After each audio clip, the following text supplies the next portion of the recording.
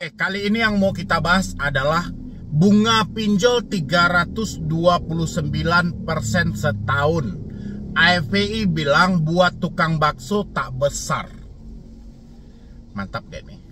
Yang mau kita bahas. Ini berita saya ambil dari CNBC Indonesia. Dan Anda masih tertarik untuk meminjam pinjol?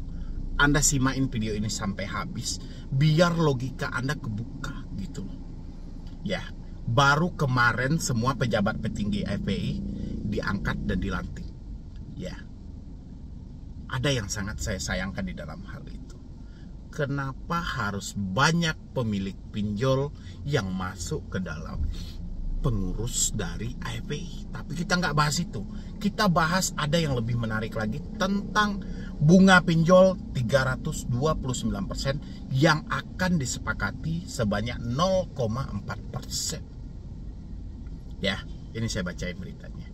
Bunga pinjol 329% setahun. AFPI buat tukang bakso tak besar. Buat tukang bakso nggak besar. Sejuta Anda harus balikin 3.290. Ya, itu nggak besar. Oke. Jakarta, CNBC Indonesia, platform peer-to-peer lending atau pinjaman online atau pinjol mengenakan bunga maksimum 0,4% per hari. Ya, besaran bunga ini dinilai ringan bagi peminjam yang bergerak di bidang usaha produktif seperti pedagang bakso dan nasi uduk. Ringan bagi pedagang bakso dan nasi uduk 0,4%. Oke. Ketua Umum Asosiasi Fintech Pendanaan Bersama Indonesia AFPI NTJS Dajafar mengatakan saat ini OJK dan AFPI sepakat menetapkan bunga pinjaman maksimum 0,4% per hari. Bunga tersebut dikenakan secara majemuk, yang berarti besaran bunga maksimum untuk 30 hari atau sebulan adalah 12,72%. Ya, ingat 12,72%. Dan 329% untuk 365 hari atau 1 tahun. Ya. NJIK menyatakan besaran bunga maksimum 0,4% per hari tersebut mencakup juga biaya layanan yang dikenakan untuk pelanggan. Jumlah tersebut menurutnya tidak berat untuk nilai pinjaman yang kecil, terutama bagi peminjam produktif. Tidak berat. Ya, isi pendapat Anda, saya belum mau beri pendapat, saya hanya baca beritanya saja. Sebenarnya untuk yang kecil-kecil tidak besar ya, karena seperti penjual bakso dan nasi uduk yang butuh 1 juta sampai 2 juta per bulan, itu kalau dibandingin keuntungan sebulan itu jauh. Ya, dia baca keuntungan Anda. Jadi kalau modal Anda sehari yang Anda putarkan 1 juta, jadi berapa penglaris Anda? Ya taruhlah 300.000, hitung sebulannya berarti 15 juta. Itu yang dihitung. Dia nggak ngitung soal untung rugi Anda, dia nggak ngitung jualan Anda tidak laku, dia nggak peduli hal itu. Ya, yang jelas bagi dia kalau modal yang Anda putarkan tiap hari itu 1 juta sampai 2 juta, ya sudah berapa keuntungan yang Anda dapat tiap hari. Ini nggak dihitung jualan Anda nggak habis, jualan Anda nggak laku. Itu aja yang dia hitung. Jadi dia hitungnya yang jelas laku, yang jelas semuanya laris. Itu aja yang dihitung ya. Oke, kita lanjutkan aja, teman-teman aja yang ngisi di kolom komentar bagaimana tanggapan Anda. Oke.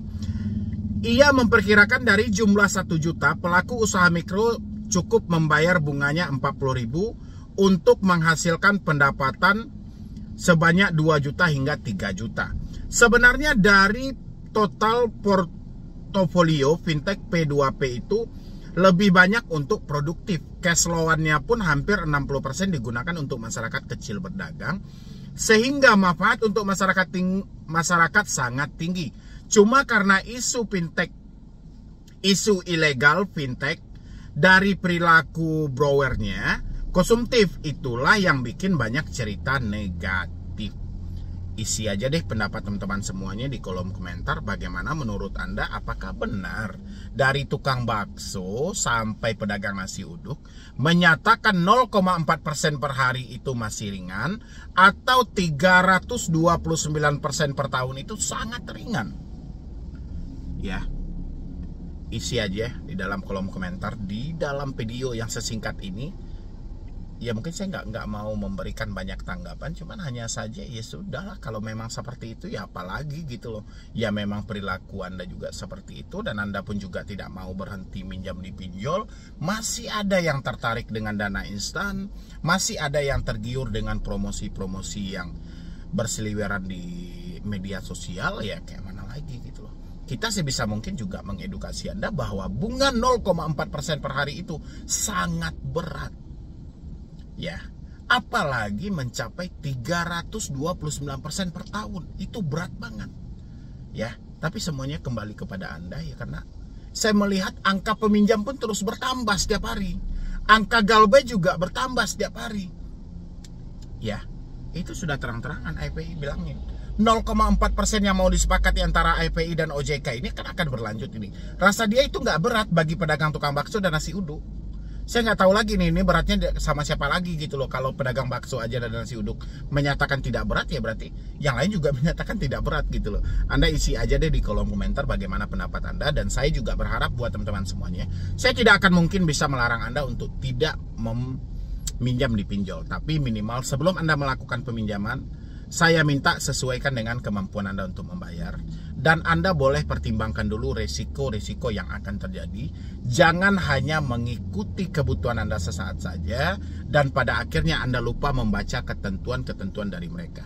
Dan lihat juga di banyak referensi, sudah berapa banyak orang yang terjebak di pinjol, sudah berapa banyak orang yang masuk ke dalam pinjaman online. Apakah mereka menyatakan pinjol itu bermanfaat? Apakah mereka bilang pinjol itu membantu mereka? Yang lain boleh isi di kolom komentar, biar yang ingin meminjam pinjol bisa mendapatkan banyak referensi sebelum mereka melakukan peminjaman ke pinjaman online. Ya, silahkan. Siapa yang sudah bisa memberikan ulasan, terima kasih. Pinjaman online berkat Anda, usaha saya maju, usaha saya jadi meningkat, omset saya banyak, keuntungan saya banyak. Ada. Kalau ada, isi di kolom komentar. Apakah pinjol ini anugerah atau musibah? Apakah benar pinjol itu bermanfaat atau tidak bermanfaat? Apakah bunga 0,4% atau 329% per tahun itu kecil bagi Anda? Tolong beritahu saya di kolom komentar. Canggih banget berita yang ditulis oleh CNBC berdasarkan dari pernyataan pejabat AFPI yang sekarang. Ya. Bagaimana menurut Anda semuanya? Benar-benar bermanfaat atau tidak? Isi deh di kolom komentar. Saya juga nggak mau komentar banyak lagi ya. Jadi sekian dulu dari saya, Medi Broni. Wassalam.